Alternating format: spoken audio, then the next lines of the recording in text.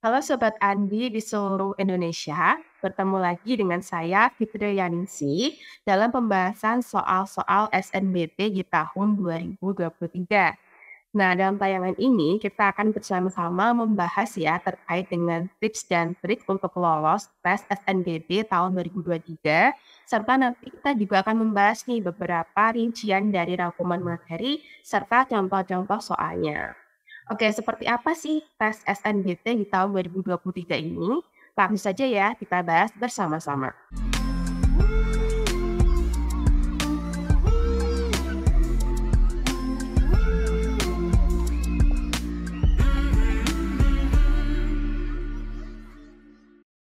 Baik, ah, nah poinnya apa saja sih yang akan kita bahas di materi kali ini? Jadi seperti yang kita ketahui ya, untuk tahun ini ada beberapa perubahan untuk tes SNBT. Nah, apa saja sih? Yang pertama itu adalah berhubungan dengan tes skolastik, kemudian yang kedua adalah berhubungan dengan tes literasi. Nah, untuk kali ini tes skolastik itu nanti ada 4 jenis subtes ya. Yang pertama itu adalah kemampuan penalaran umum, kemudian ada pengetahuan dan pemahaman umum, selanjutnya ada kemampuan memahami bacaan dan menulis, serta ada pengetahuan kuantitatif. Nah, sedangkan untuk yang tes literasi ini berhubungan dengan tes literasi dalam bahasa Indonesia dan bahasa Inggris, serta ada penalaran matematika. Nah, untuk yang tes literasi ini seperti kita tahu ya, ini biasanya untuk soalnya, ada kaitannya dengan soal asesmen ya atau AKM, asesmen kompetensi minimum. Jadi tipe soalnya itu kurang lebih sama. Nanti kita akan bahas bersama-sama ya, kira-kira untuk SNBT itu cakupan materinya itu seperti apa saja. Nah, yang pertama kita akan membahas terkait dengan tes potensi skolastik terlebih dahulu ya. Nah, jadi tes potensi skolastik itu adalah tes yang berfungsi untuk menguji kemampuan siswa dalam memahami dan bernalar. Dan intinya adalah tes ini menguji kemampuan kita sebagai siswa, bagaimana sih kemampuan berlogika kita gitu ya, yang nanti menjadi tolak ukur ya keberhasilan kita itu dalam pendidikan formal. Nah, khususnya pendidikan tinggi. Kemampuan ini akan berkembang melalui proses belajar dan pengalaman di sekolah ataupun di luar sekolah. Jadi kalau kita membahas tes potensi skolastik ya, sebenarnya tidak hanya untuk tes masuk perguruan tinggi S1 saja ya, sebenarnya di TPS ini bisa kita temukan ketika kita nanti masuk S2, S3, ataupun nanti di tes CPNS. Biasanya ada tes potensi skolastik. Nah, untuk perbedaannya di tes SNBT ini tadi kan ada 4 jenis subtes ya. Nah, kita akan bahas masing-masing, subtesnya. Oke, yang pertama adalah kemampuan penalaran umum, di mana penalaran umum ini nanti akan ada 3 jenis, subtes lagi ya. Nah, yang pertama itu ada penalaran induktif, kemudian ada penalaran deduktif, dan ada penalaran umum. Wah, jadi ada banyak ya ternyata jenis penalarannya ini, di mana masing-masing nanti akan ada 10 soal dengan waktu 10 menit. Jadi misalnya penalaran induktif itu nanti ada 10 soal, 10 menit, dan seterusnya. Oke, apa sih masing-masing perbedaannya? Nah, langsung saja ya kita bahas bersama-sama. Oke, jadi yang pertama ada penalaran induktif. Jadi penalaran induktif ini adalah kemampuan kita untuk mengamati adanya fakta atau kejadian untuk menemukan prinsip dan aturan yang mendasari. Jadi kita harus paham ya fakta-fakta atau kejadian-kejadian di sekitar kita, kemudian kita nanti harus menarik kesimpulan dari adanya fakta tersebut. Nah, karena induktif berarti kita harus bisa menarik kesimpulan dari hal yang sifatnya khusus menjadi hal yang sifatnya umum. Jadi kalau induktif itu khusus ke umum. Nah, meliputi apa saja sih untuk penalaran induktif ini? Jadi biasanya itu ada 2 jenis. Yang pertama adalah kesesuaian pernyataan, benar atau salah.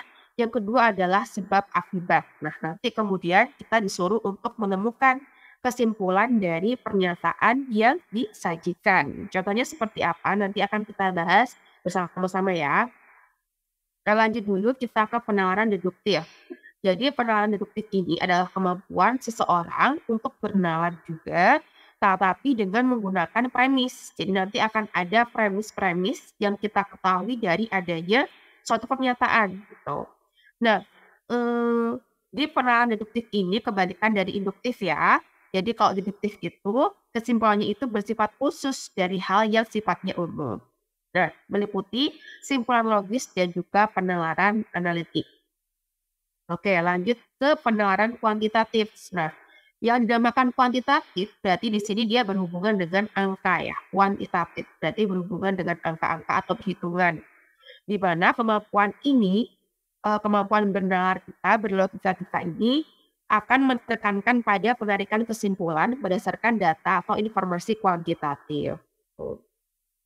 Sehingga kita tidak, perlu ya menghafalkan rumus-rumus seperti pada tes-tes sebelumnya ya. Jadi yang kita perlukan itu adalah dasar pengetahuan perhitungan. Misalkan ada, pernyataannya kita harus paham, kemudian bagaimana, kita nanti bisa menyimpulkan dari pernyataan tersebut, tetapi di sini berhubungan dengan perhitungan atau kuantitatif. Berarti kita harus paham nih perhitungan dasar, misalnya ada penambahan, pengurangan, perkalian, ataupun pembagian. Baik, langsung kita ke contohnya. Contohnya seperti apa? Misalnya di sini ada 2 pernyataan, di mana pernyataan pertama adalah jika semua anak naik kelas, minggu depan tidak akan ada pengajian akbar. Kemudian pernyataan yang kedua, minggu depan ada pengajian akbar. Nah, berarti di sini ada 2 pernyataan yang bertolak belakang ya. Nah, kemudian simpulannya itu apa dari pernyataan tersebut? Nah, gitu ya. Berarti yang harus kita ketahui pertama itu adalah yang paling dekat dengan soalnya, yaitu ini. Minggu depan itu ada pengajian. Berarti kalau ada pengajian, berarti di sini kebalikannya ya. Pasti akan ada anak yang tidak naik kelas. Begitu. Maka simpulannya apa? Simpulannya itu adalah, kita coba lihat. Opsi A, semua anak naik kelas, semua anak tidak naik kelas, dan anak tidak semua anak tidak ikut pengajian akbar, dan sebagian anak yang naik kelas tidak ikut pengajian akbar. Nah, berarti jawabannya itu yang C ya, beberapa anak ada yang tidak naik kelas, karena minggu depan ada pengajian akbar, seperti itu. Jadi simpulannya itu adalah, eee, kita harus paham ya, inti dari pernyataan yang diberikan pada soal. Ada yang keduanya itu bersifat positif, pernyataannya, tapi ada juga yang, berkebalikan, ada yang positif seperti ini, ada yang negatif, gitu ya. Lanjut ya. Kemudian, kita coba ke contoh yang lain, misalkan seperti ini. Pisang mengandung banyak vitamin B6, namun dia sedikit lemak.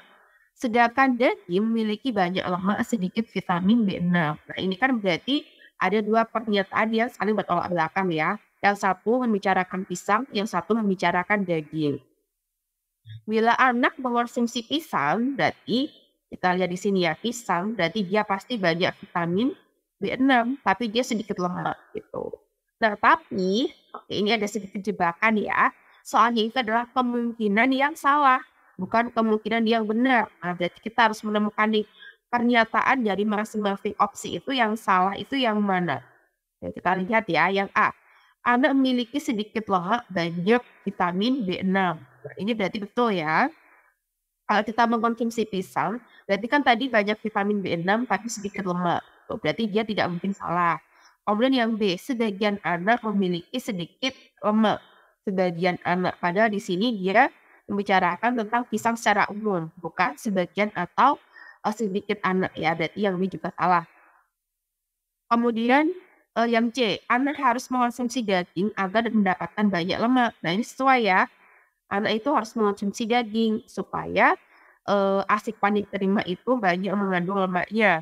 Kemudian yang D, anak tidak akan mendapatkan lemak. Oke, anak tidak akan mendapatkan lemak. Padahal di sini ketika kita mengkonsumsi pisang, otomatis vitaminnya banyak tapi masih ada lemak ya, yang terserap gitu. Berarti ini tidak sesuai ya, anak tidak akan mendapatkan lemak. Karena di sini yang ditanyakan adalah ketika Anda mengkonsumsi pisang. Tapi kita lihat dulu ya opsi yang terakhir nih. Ada anak yang mendapatkan banyak vitamin B6. Ini berarti sesuai sama pernyataan, ini. Sehingga jawaban yang salah ya, yang tidak mungkin benar itu berarti adalah yang D. Anak tidak akan mendapatkan lemak. Oke, gitu ya. Jadi, tipsnya itu adalah kita harus paham dulu nih maksud pernyataannya apa. Kemudian nanti baru kita tarik kesimpulan dan kita pahami nih kemungkinan mana yang benar dan yang salah. Oke, lanjut. Oke, ini masih ke tes kemampuan penalaran umum ya. Warga Malang terkenal memiliki lahan perkebunan apel yang luas sehingga membutuhkan gotong royong dari warga ketika panen apel tiba. Warga yang bergotong royong akan meminta upah kepada pemilik perkebunan. Tuh. Kesimpulan yang paling mungkin benar adalah yang benar. Oke. Ini juga sama ya. Ini seperti kita membaca teks, tapi ini dalam rangka kita bernalar ya, berlogika. Kira-kira ini kesimpulannya itu yang mana? Jadi ibaratnya ini warga Malang itu eee, terkenal ya, dia itu membutuhkan gotong royong dari warga ketika panen seperti itu. Tapi di sini warga yang bergotong royong itu tapi minta upah dia kepada pemilik perkebunan. Berarti di sini kesimpulannya adalah kalau kita lihat ya, warga sedang menerima upah dari pemilik perkebunan, kemudian warga yang tidak bergotong royong akan dikucilkan, yang C lunturnya nilai tradisi gotong royong sesungguhnya, yang D pemilik perkebunan merasa senang dibantu warga, yang E apel hasil panen akan dibagikan kepada warga yang bergotong royong.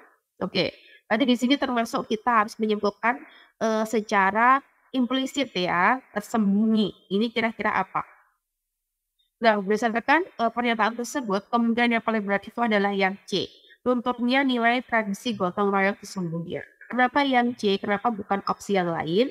Karena di sini adalah ketika kita bergotong royong, berarti kita itu ikhlas membantu sesama ya. Berarti kan, kita tidak membutuhkan imbalan, tapi di sini mereka masih meminta upah di sini ya, ada kata kuncinya nih. Warganya itu meminta upah nih kepada pemilik perkebunan gitu.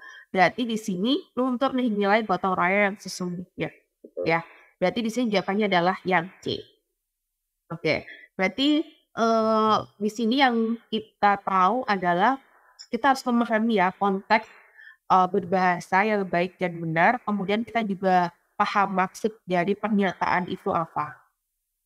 Oke lanjut ya, kita ke jenis tes yang lain nih, subtes yang lainnya itu adalah pengetahuan dan pemahaman umum. Oke, di mana, kemampuan ini adalah untuk memahami dan mengkomunikasikan pengetahuan yang dianggap penting di lingkungan budaya Indonesia, terutama keterampilan dalam berbahasa, kemudian menggunakan kata, dan keleluasaan serta kedalaman pengetahuan umum. Nah, ini berarti kita dituntut untuk paham bahasa informasi serta konsep khusus ya, yang berbasis verbal dan juga peribahasaan. Ini berarti, lebih, luas lagi tingkatannya ya dibanding dengan, penawaran umum tadi. Nah, untuk durasi waktunya itu adalah 20 soal 15 menit, kisi-kisinya itu adalah seperti kita belajar, bahasa Indonesia ya.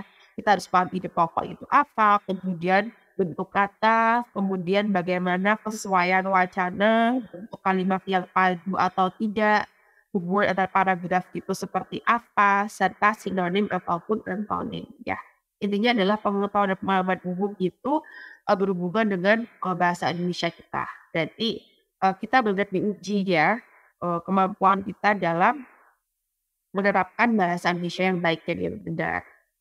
Oke, ini ada, cuplikan paragraf ketiga. Jadi sebenarnya di buku, untuk tes BTS ya, di BTS, SNBT, jadi penerbitan ini sebenarnya banyak ya paragrafnya. Tapi karena di sini, eee, terbatas, untuk penjelasannya, jadi di sini saya hanya akan menampilkan cuplikannya saja gitu, karena teksnya biasanya panjang, kemudian yang kedua itu biasanya ada data-data, baik itu bentuk tabel, kemudian juga ada grafik, ada diagram seperti itu. Jadi nanti saya hanya akan menampilkan bagian yang penting. Oke. Anggap saja di sini ada, cuplikan paragraf, dari suatu teks gitu ya, dan ini paragraf ketiganya seperti ini. Nah, karena durasi waktunya itu pendek, biasanya ketika kita mau mengerjakan soal, kita harus baca dulu soalnya, bukan, bacaannya sampai habis gitu ya. Yang pertama adalah kita harus, baca dulu soalnya seperti apa, baru nanti kita akan fokus kepada bacaannya gitu ya. Oke, misalkan seperti ini, ide pokok paragraf ketiga pada bacaan di atas. Nah, di sini ada ide pokoknya itu apa? Ide pokok itu kan berarti pokok bahasan ya, pokok masalah yang dibahas gitu dalam satu paragraf. Tapi di sini ditanyakan adalah khusus di paragraf ketiga. Oke, lanjut ya. Nah, berarti langsung aja nih kita, biasanya membaca cepat ya, scanning intinya itu apa?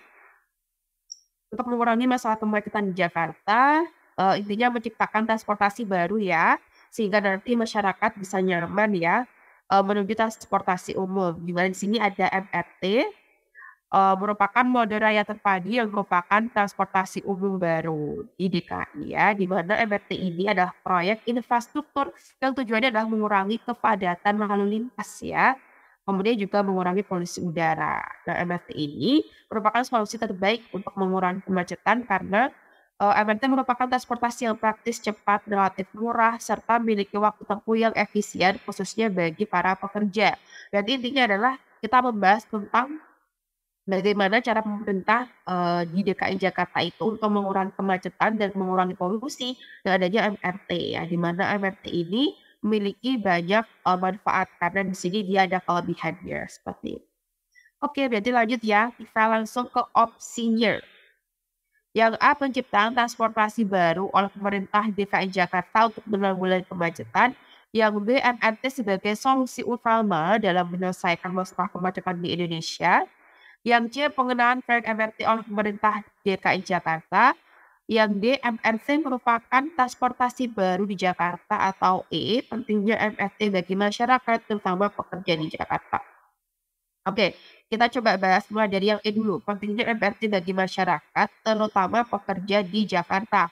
Nah, tadi itu yang dibahas adalah, mengapa ada MRT gitu ya, karena tadi untuk mengurangi kemacetan seperti itu. Berarti yang E itu kurang tepat ya. Tapi untuk pokok bahasanya betul, ada di DKI Jakarta ya, kan dia khusus ya.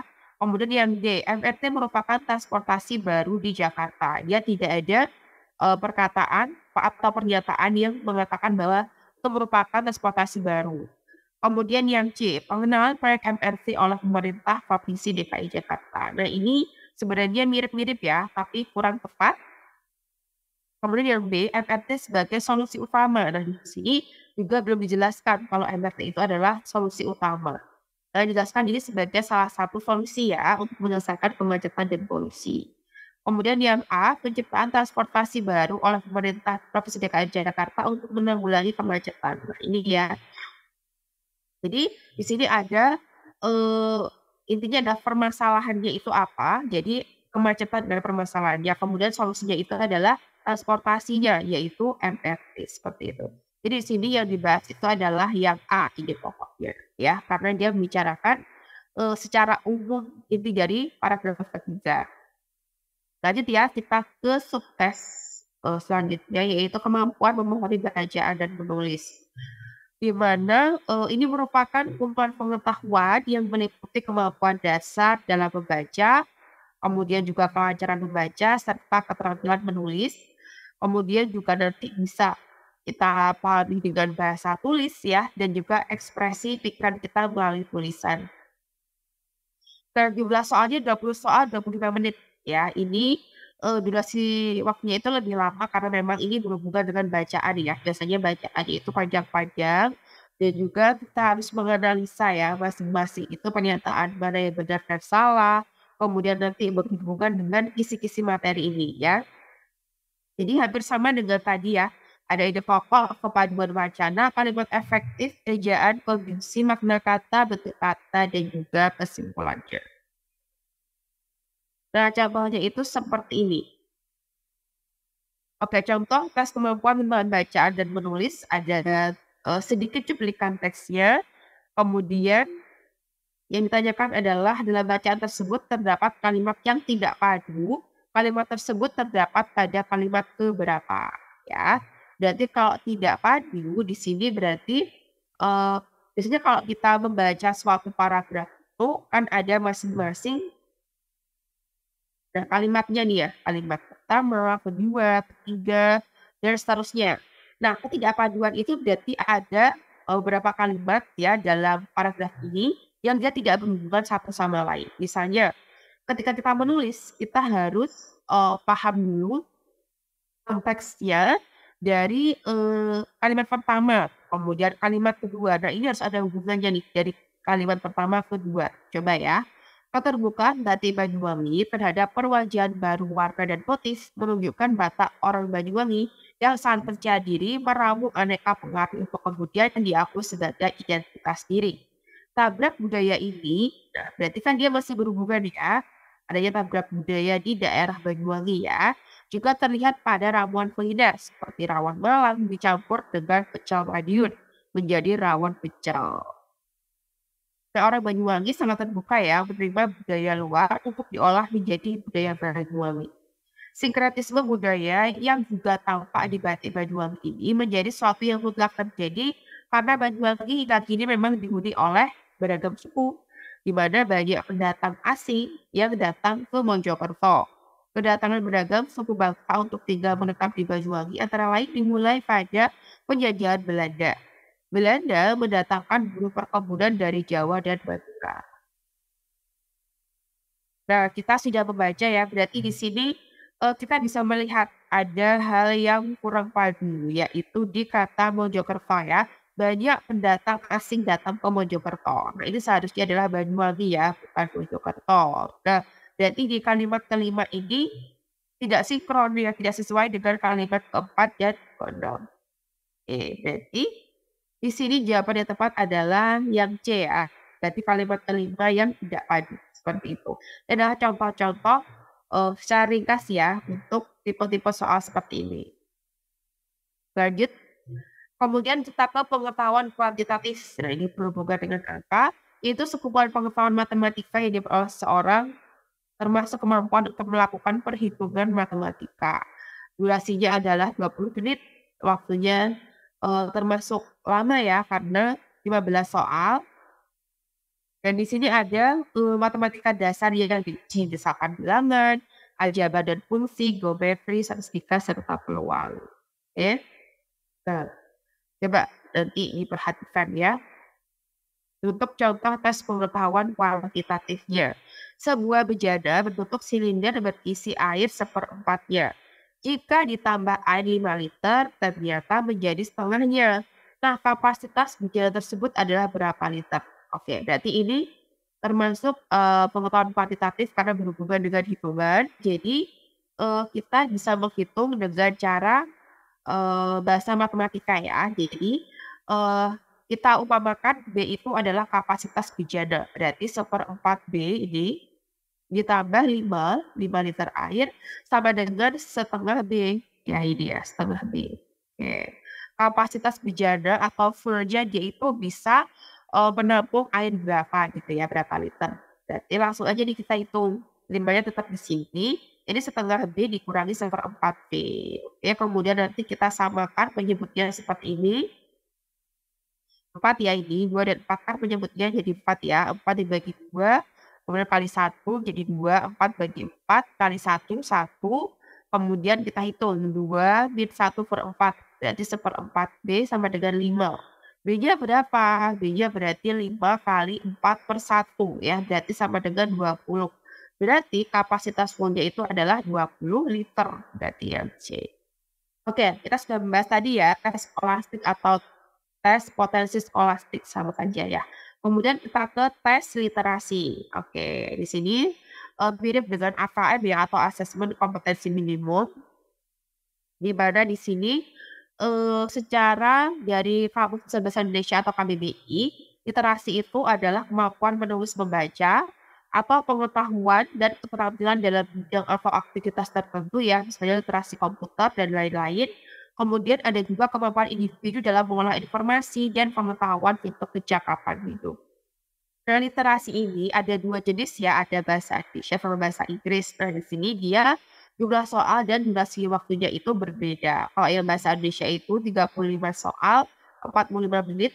Kalau bahasa Inggris 20 soal, 30 menit. Oke, langsung saja ya kita bahas.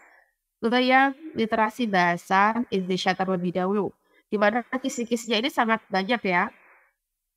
Umumnya itu memang berhubungan dengan teks. Jadi kita harus banyak membaca, berhubungan dengan fakta ataupun opini, baik itu jenis teks umum ataupun teks sastra, teks eksplanatif, dan seterusnya.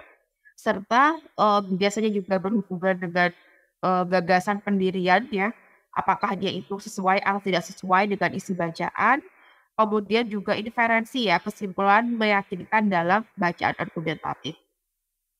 Oke, contohnya itu adalah seperti ini. Jadi ada teksnya yang panjang seperti ini. Oke, langsung saja ya. Nah, kalimat berikut yang tepat untuk melengkapi paragraf terakhir adalah yang ditanyakan itu adalah kalimat di paragraf terakhir. Nah, di sini kita lihat, oke, ada bagian yang kosong. Nah, kalau kita ingin menjawab ini, berarti kita harus baca beberapa kalimat sebelumnya. Oke, misalkan di sini. Indonesia juga menjadi salah satu negara yang diramal mengalami perlambatan ekonomi. Namun, IMF memproyeksikan pertumbuhan ekonomi Indonesia akan melampaui Amerika Serikat dan juga Tiongkok. Tercatat bahwa ekonomi domestik diproyeksikan tumbuh 5,3% pada tahun ini. Kemudian melambat menjadi 5,2% pada tahun depan meskipun lebih tinggi dari realisasi tahun lalu sebesar 3,7%. Nah, ini berarti berhubungan dengan angka ya. Nah, di sini dia menjelaskan bahwa ekonomi Indonesia itu bisa naik turun tapi dia itu melambat ya. Berarti kan dia melambat sedikit selisihnya dari 5,3 menjadi 5,2. Oke. Lanjut ya.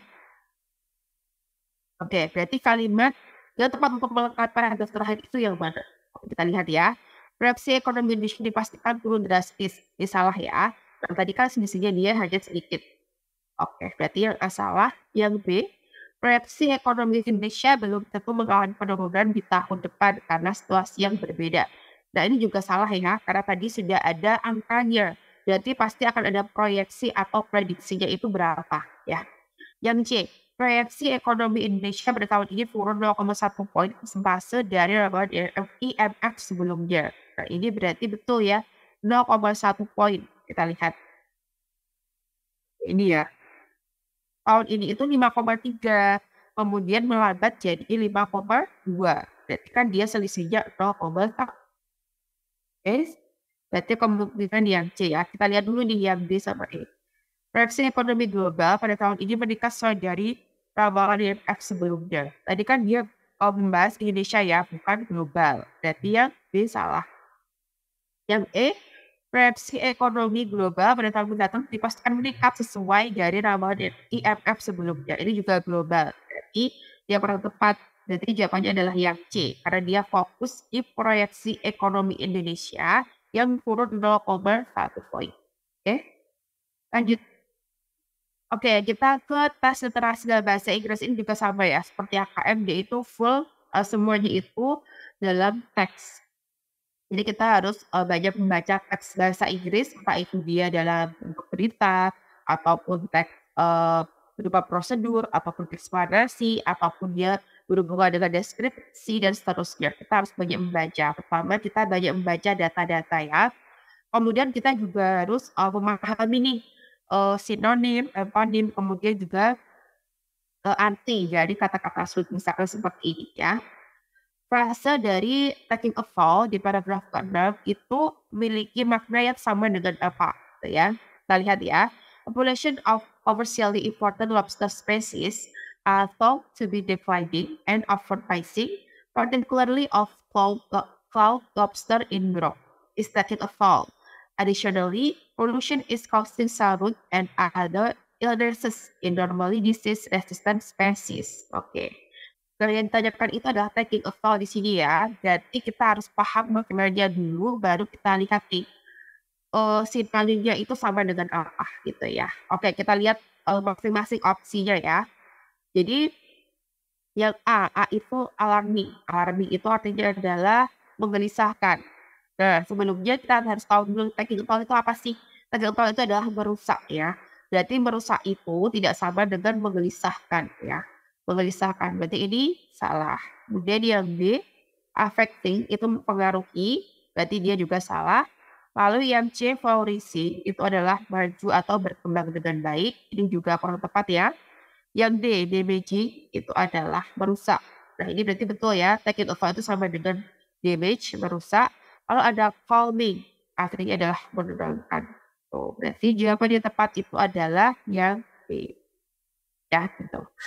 Oke, lanjut ke penalaran matematika.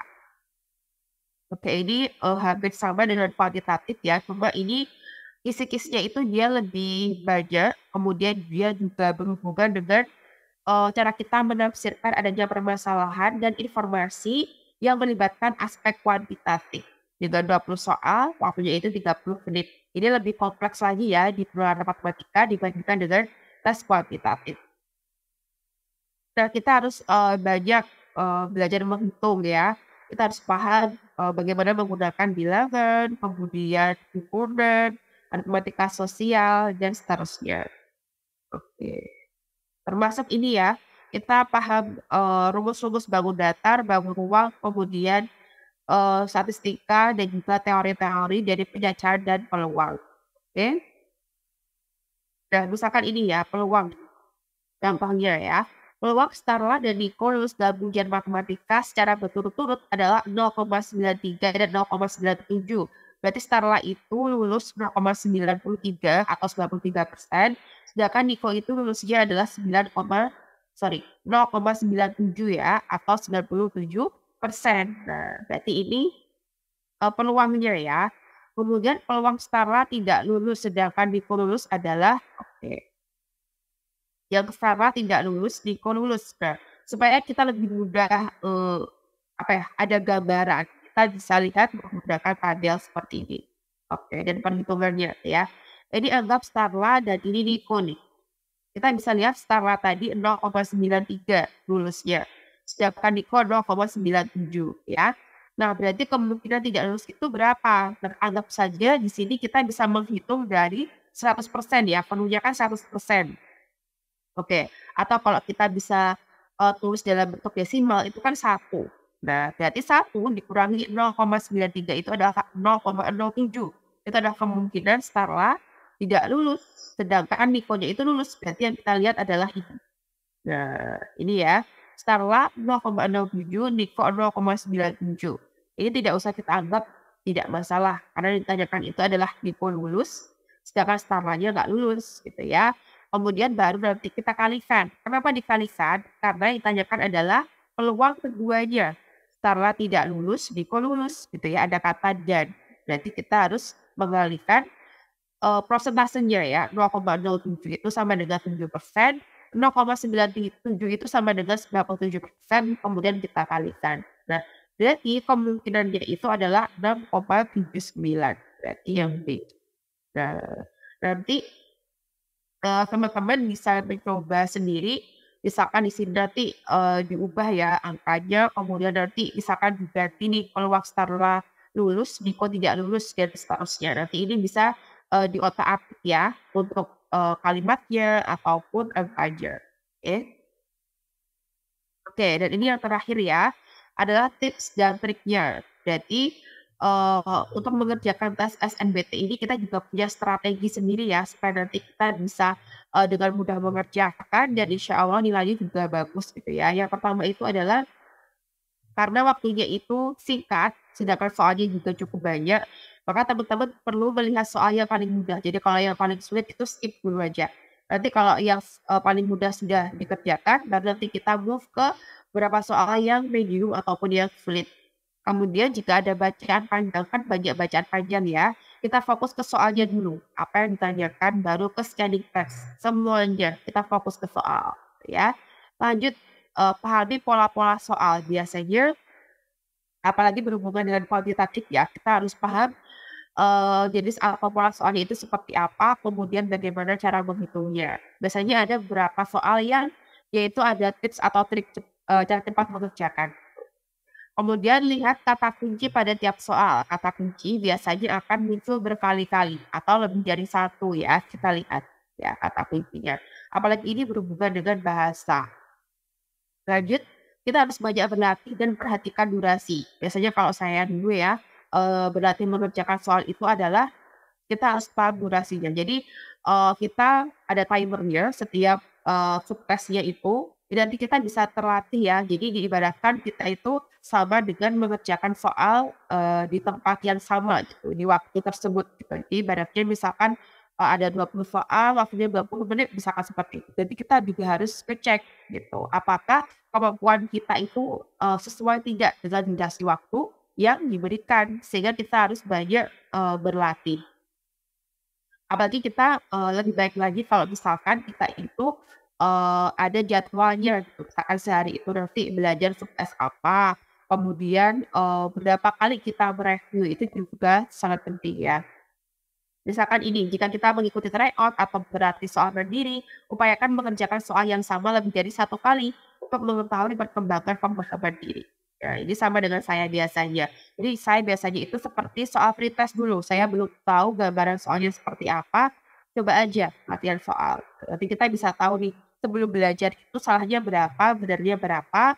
Lalu kalau udah paham, misalkan banyak nih jawaban yang salah seperti itu ya. Nanti kita lihat jawabannya seperti apa, caranya seperti apa. Oke, udah paham, kita coba lagi, kerjakan lagi soal yang sama gitu. Sampai kita benar-benar luwes, sampai kita benar-benar paham, tipe-tipe atau pola-pola soalnya seperti apa, baru nanti move ke, jenis atau, tryout yang lain, seperti itu ya. Nah, mungkin demikian ya pembahasan, dan juga rangkuman ya tips dan trik dari soal SNBT kita kali ini ya dari penerbit pagi. Semoga, pembelajaran kita hari ini bermanfaat ya dari saya dan juga untuk, teman-teman semuanya. Semoga teman-teman semua juga bisa lolos, di tes SNMPT tahun ini dan juga sesuai dengan, jurusan dan juga kampus yang teman-teman dambakan ya. Saya akhiri, wassalamualaikum warahmatullahi wabarakatuh. Terima kasih.